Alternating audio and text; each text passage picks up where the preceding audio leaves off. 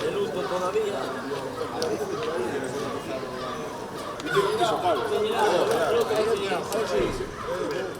Pásame ahí.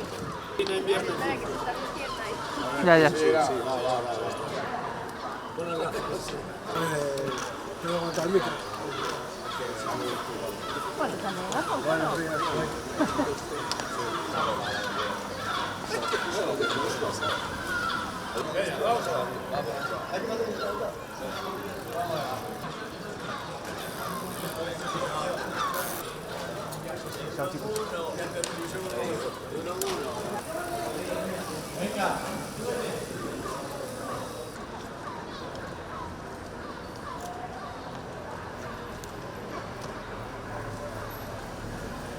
Bueno, un ano máis no camiño, como sempre por estas datas, e un ano máis animo a todo o mundo a facelo. É toda unha experiencia que cada vez ten máis xente en todos os camiños, cada vez máis internacionalizado, casi o 60% dos peregrinos son estranxeiros.